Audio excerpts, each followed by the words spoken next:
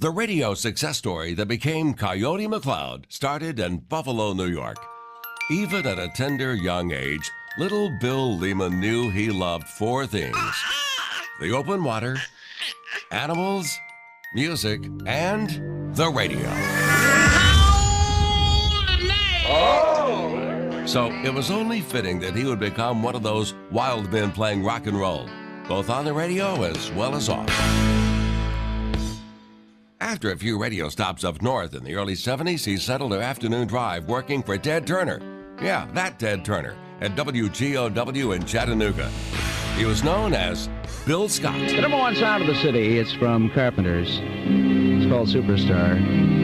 Yes, she was only a carpenter's daughter, but she certainly knew a lot about vices. Then the chance to work for one of last year's inductees, Scott Shannon, came up, and Bill Scott wouldn't give up.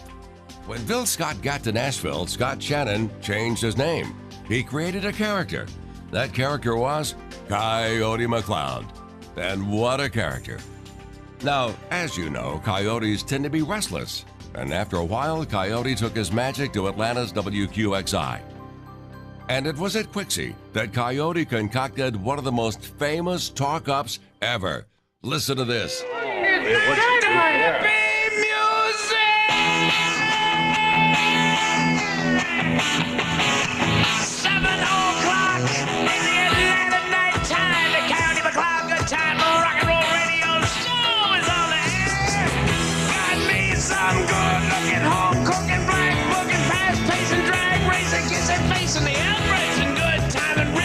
Some jumping, eggs like a nitty gritty, low rent, rock and roll. How do you top that? Now, nobody knows what happened to the rest of this air check, but we do know what happened to the rest of Coyote's career.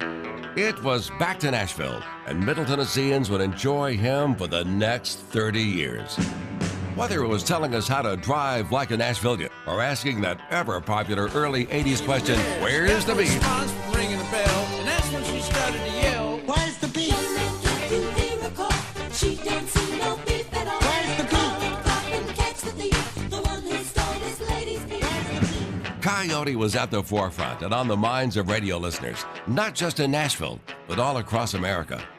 One of the biggest compliments Coyote ever got was when the CBS News magazine 48 Hours called him one of America's first shock jocks. And let's not forget that Coyote was the very first voice heard on CMT, Country Music Television. Coyote never gave up his love for music, the open water, or just having fun on the radio. And to this day, his memory is being honored in a book written by his most recent ex-wife, Susan Thomas McCloud. He always said radio's the best job in the world because where else can you go and they're singing your name? And tonight, we sing his name in praise of a long and incredibly fun career. Our latest legacy inductee, Mr. Coyote McCloud.